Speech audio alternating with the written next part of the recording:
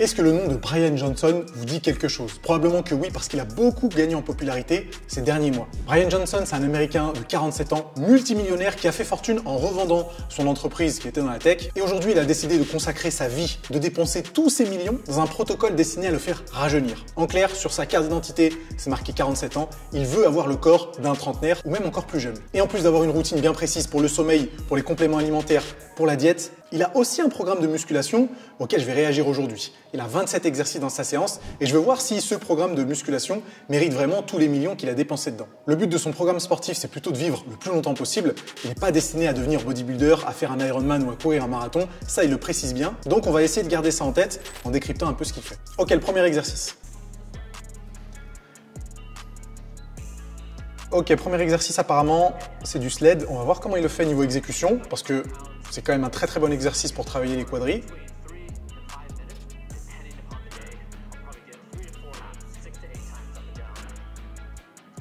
Ok, 4 tours. Ok, très intéressant. Il fait 4 tours, mais presque sans récup. Il a bien dit, une trentaine de secondes de récupération quand il est un petit peu KO. Le sled, c'est un super bon exercice pour les quadris. Je ne sais pas si vous savez pourquoi c'est un bon exercice pour les quadris. C'est un bon exercice pour les quadris parce que lorsqu'on fait ce genre d'exercice, il n'y a que la phase concentrique. Il n'y a pas de phase excentrique. Et la phase excentrique, malgré le fait qu'elle soit très efficace pour l'hypertrophie, elle est génératrice de beaucoup de fatigue musculaire et aussi beaucoup de fatigue nerveuse d'ailleurs. Et je pense que s'il fait cet exercice-là, c'est surtout pour éviter d'avoir trop de fatigue musculaire, de fatigue nerveuse, mais toujours en ayant une bonne stimulation au niveau du quadri. Donc ça, c'est très malin. C'est validé à 100%. Il en fait 5 minutes, donc il fait 4 tours en 5 minutes, avec très peu de récupération. Là, on serait plutôt, si j'utilise du langage muscu, stress métabolique. Il n'y a pas des charges très élevées, mais à mon avis, le pump, la congestion doivent être pas mal. Niveau longévité, je me demande s'il fait ça aussi pour la santé des genoux, pour l'articulation de genoux. Je pense que oui. Je pense qu'il fait ça dans une logique de prévention pour essayer d'avoir des genoux les plus solides possibles. En tout cas, pour un premier exercice, c'est quand même 100% validé. On poursuit avec le face pull. Alors, petit aparté, vous allez voir que dans son programme de musculation, il y a beaucoup d'exercices, certes, il y en a, je crois, 27, mais il fait jamais beaucoup de séries dessus. Donc, je pense qu'il fait un espèce de circuit training, ce qui est aussi plutôt malin, hein, parce que s'il n'a pas envie d'optimiser les performances ou en tout cas de mettre le plus lourd possible sur ses exercices, ce qui serait très bien si on a un objectif d'hypertrophie ou de performance, lui, pour de la longévité, je pense qu'il va à l'échec sur aucune de ses séries, et c'est d'ailleurs plutôt malin. Ok, le face pull. Ah. Bon, là, effectivement, je l'aurais fait différemment. Qu'est-ce qu'il nous dit? Ouais, non, t'es pas un expert, ça c'est sûr. Pile la bonne phrase. Blague à part, il s'en sort déjà très bien sur les exercices précédents. Il y a un truc que j'aime pas sur le face pull qu'il fait. D'une part, j'aime pas travailler aux élastiques. Le gars est quand même multimillionnaire, il aurait pu se payer des poulies. La courbe de résistance est un peu meilleure. Avec les élastiques, malheureusement, il y a beaucoup de tension à la fin, mais il y en a très peu au début. Je trouve que c'est quand même un peu moins intéressant. Et il fait quelque chose d'assez, encore une fois, intéressant sur son face pull, c'est qu'il finit son mouvement avec une rotation externe de l'humérus. Nous, quand on fait du face pull, je vous inclus aussi parce que je pense que vous faites comme moi, on n'a pas de rotation externe. Donc on va juste tirer, par exemple, la corde au niveau du visage, hein, face pull, mais sans faire la rotation externe à la fin. J'ai presque l'impression que quand il fait son exercice, il fait une presse cubaine. Je ne sais pas si vous connaissez l'exercice de la Cuban press, la presse cubaine. On va faire un tirage menton, rotation externe et un développé. Ça ressemble presque à ça. Et c'est un peu dommage parce que le but du face pull, c'est pas de travailler la coiffe des rotateurs, c'est de travailler les trapèzes et éventuellement le deltoïde postérieur. Donc moi, je l'aurais fait différemment sur cet exercice. Ok, il reste sur les élastiques. Décidément, lâche-moi ces élastiques. Ah là, ça c'est pas bon ça.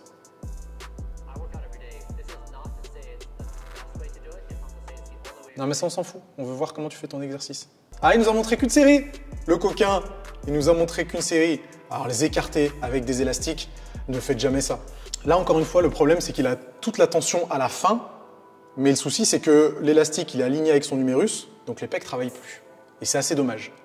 Et le problème, c'est qu'avec des élastiques, c'est impossible d'avoir une tension au début du mouvement, là où ça aurait été intéressant pour des flies.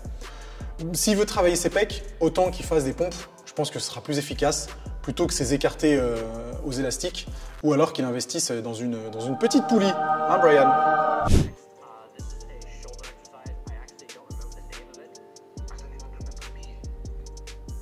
Oula. Ah. Alors là, c'est très drôle. Enfin non, c'est pas drôle, mais là, il nous fait vraiment de la rotation externe. Et ouais, sa bonne position, elle n'est pas si bonne que ça. Bon, on connaît tous cet exercice, hein. Rotation externe, qu'on peut faire avec un haltère, qu'on peut faire à la poulie, qu'on peut même faire avec un élastique. Pour le coup, celui-là, ça pourrait être cohérent. Et un truc que j'aime pas beaucoup, par contre, c'est que sa position est quand même un peu chelou, hein. C'est que son numérus, donc cet os-là, il n'est pas parallèle au sol. Et je sais qu'on n'est pas obligé d'avoir l'humérus parallèle au sol pour travailler la rotation externe, mais je trouve qu'en termes d'alignement, ça aurait été quand même un peu plus intéressant. Mais le deuxième problème, c'est qu'il nous a déjà fait sa rotation externe sur le face pull juste avant. Est-ce que ça ferait pas un peu trop de rotation externe? Et on voit que, je ne sais pas s'il travaillera la rotation interne après, j'en doute. Je trouve que ça fait quand même beaucoup d'exercices de rotation externe pour la coiffe des rotateurs. Il aurait pu le garder en l'exécutant un peu mieux et en faisant en sorte que son face pull il soit vraiment face pull pour les trapèzes et pour le deltoïde postérieur.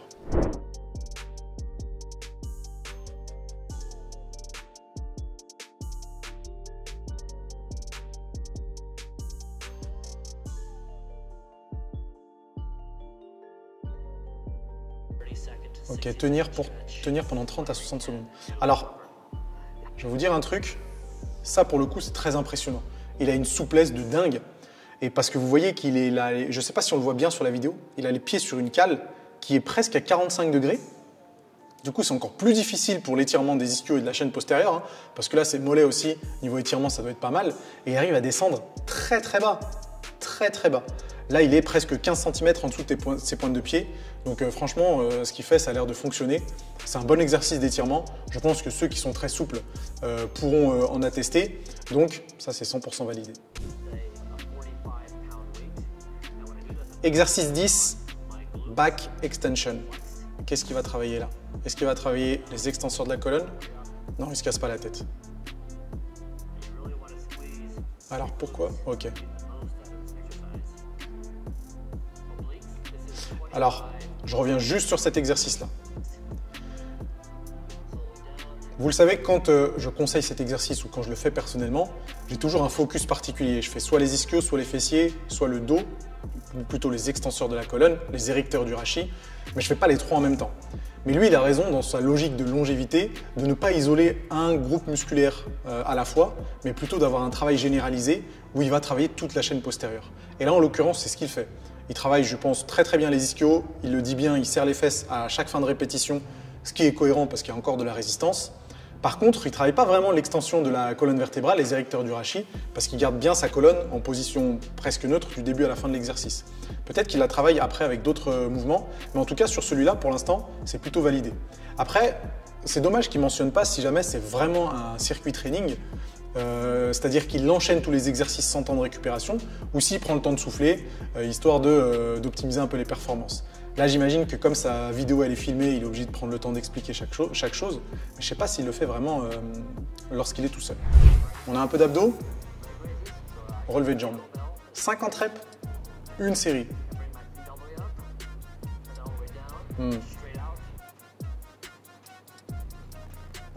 J'ai jamais aimé cette version du relevé de jambes, ou qui se fait en deux temps comme ça.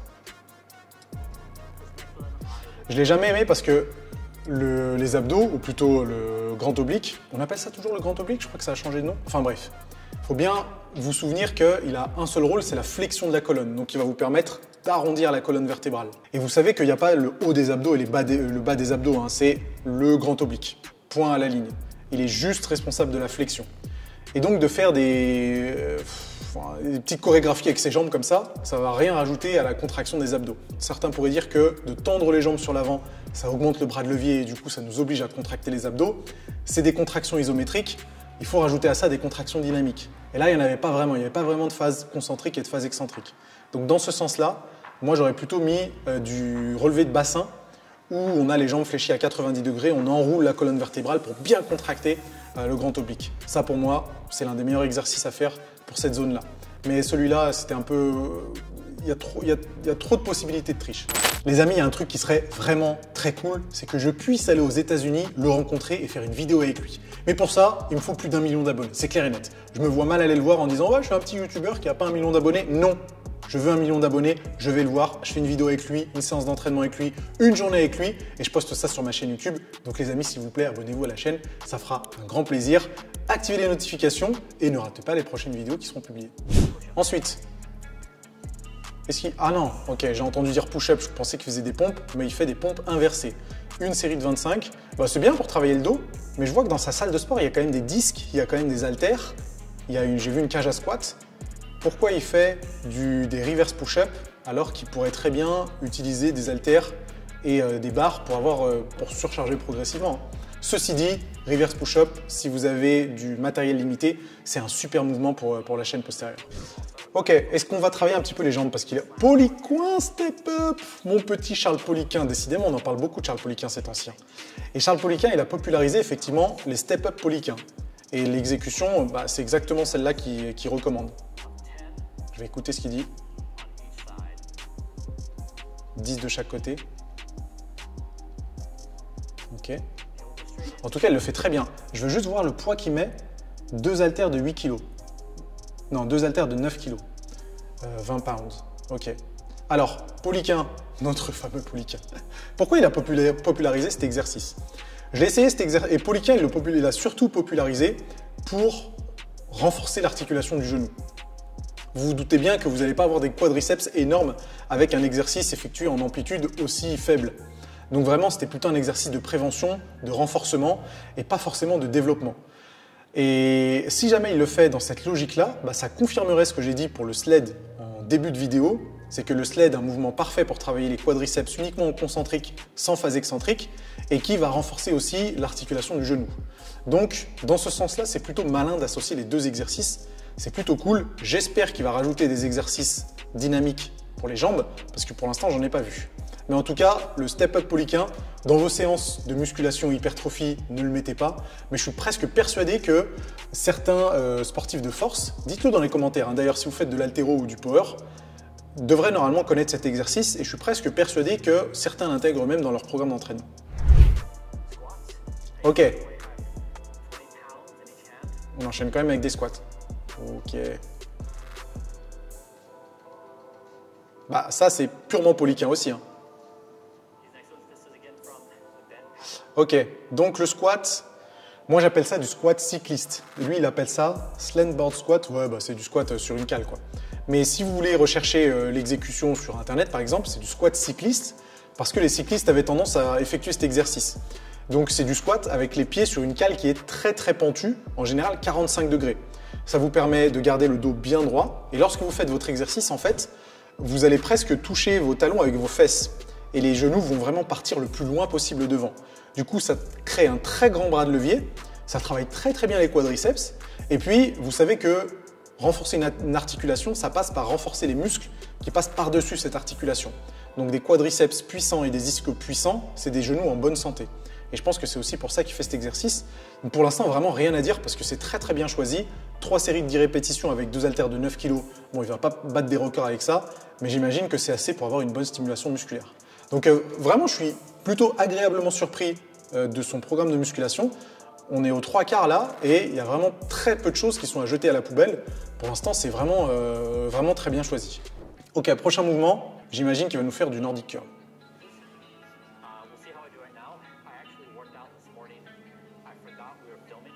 Oui, bien sûr.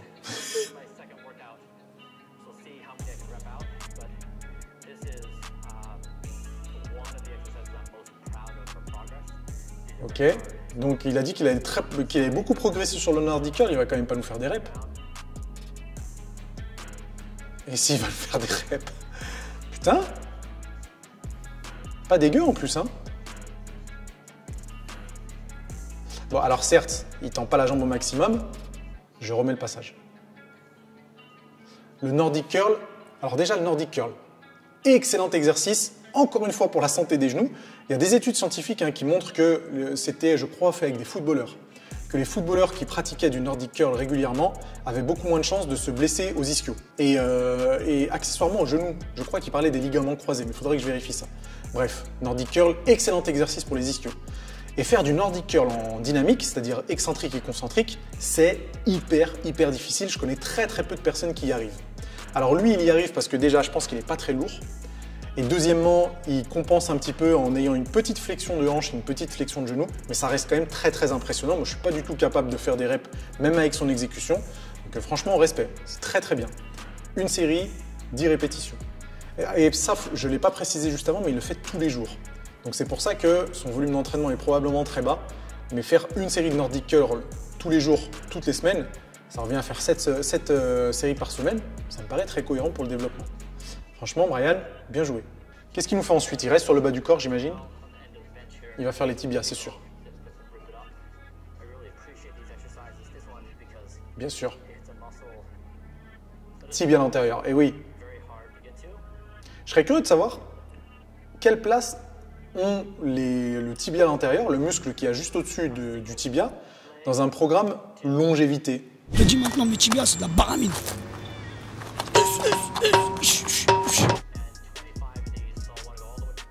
Ah ouais, il enchaîne avec des rotations de la cheville. Alors je pense du coup que c'est pour renforcer l'articulation de la cheville.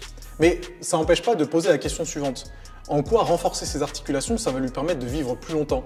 Bah, ça va vraiment lui permettre de vivre plus longtemps, hein, parce que des articulations en bonne santé, entre guillemets, ça lui permet d'avoir plus de stabilité et d'éviter un truc tout bête, c'est les chutes quand on est vieux. Et vous savez que plus on vieillit, plus on risque de chuter. Et si on chute à 70 ou 80 ans, il y a de fortes chances pour que vous cassiez quelque chose. Une fracture à un âge aussi avancé, bah, c'est la garantie d'être immobilisé et du coup d'avoir probablement une espérance de vie ou un confort de vie qui se dégrade très très rapidement. Donc je pense qu'il fait ça pour cette raison.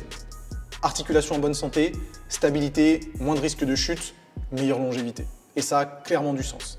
Et du coup, il travaille le tibia à l'intérieur, donc le muscle qui est au-dessus du tibia, qui est antagoniste des mollets. Et il travaille aussi des rotations de la cheville. Je ne sais pas si ça, c'est du renforcement musculaire.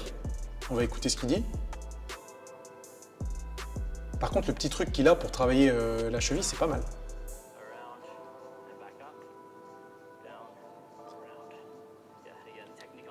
Ok, je pense pas qu'il a de justification particulière sur ça, mais c'est très intéressant de voir qu'on peut aussi renforcer la cheville avec des rotations. Ok.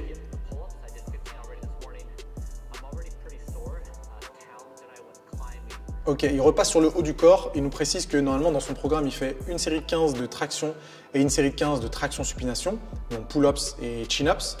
Il dit bien que le matin de sa séance, il avait déjà fait les pull-ups, donc il ne les fait pas aujourd'hui. Super exercice. Arriver à faire 15 répétitions de traction à 47 ans, bah, mine de rien, c'est quand même impressionnant. Je ne connais pas beaucoup de presque quinquagénaires qui arrivent à faire une seule traction. Alors 15 tractions à 47 ans, c'est franchement impressionnant. Et ensuite, après les tractions, petit curl biceps. Ouais. Bonne exécution. En plus, il y a du poids, 30 kg quand même. Je suis surpris que sa technique soit aussi bonne. Même moi, je mets pas 30 kg quand je fais du curl biceps. Bon, moi, j'abuse un petit peu, j'avoue. Mais une série de 15 à 30 kg, c'est plutôt pas mal. Sa technique est bien, il compense pas trop. C'est 100% validé. Bien vu. Et ben, vous savez quoi? Je m'attendais à un truc à dormir debout, mais en fin de compte, tout ce qu'il fait, c'est très cohérent. Ses exécutions sont bonnes, voire même très bonnes sur certains exercices. Ses performances sont très impressionnantes sur les trucs comme du Nordic Curl ou sur les pull-ups et les tractions et les tractions-supination. Et d'ailleurs, s'il arrive à enchaîner 2 séries de 15 aux tractions et aux tractions-supination tous les jours de la semaine, c'est encore plus impressionnant. Il y a quelques petites choses que j'aurais pas faites de la même façon, en l'occurrence toutes les rotations externes, l'utilisation d'élastiques. J'aurais préféré plutôt des haltères et des barres ou des poulies, mais c'est largement validé et je pense qu'on peut clairement s'en inspirer pour créer un programme dédié à la longévité. Alors peut-être pas pour nous ou pour vous, parce que moi je suis probablement un peu plus vieux que vous, mais si vous avez envie de prendre du muscle, vous n'allez pas faire la même chose. Mais je pense que déjà essayer de faire du sport le plus longtemps possible, virtuellement toute sa vie, c'est quelque chose de très important. Et vous voyez que ça ne demande pas non plus des heures et des heures parce que la séance est plutôt courte. Et ça, de reproduire ça 3 à 4 fois par semaine, c'est largement à la portée de tout le monde. Donc Brian Johnson, un grand bravo. Je pense qu'on va pouvoir se pencher sur son cas un petit peu plus souvent. Il y a encore plein de choses à dire sur son lifestyle. Donc si jamais ça vous intéresse, n'hésitez pas à le dire dans les commentaires. Les amis, j'espère que la vidéo vous a plu. Si c'est le cas, on met un gros pouce en l'air. On n'oublie pas de s'abonner à la chaîne. Et nous, on se retrouve très vite pour d'autres conseils. A plus.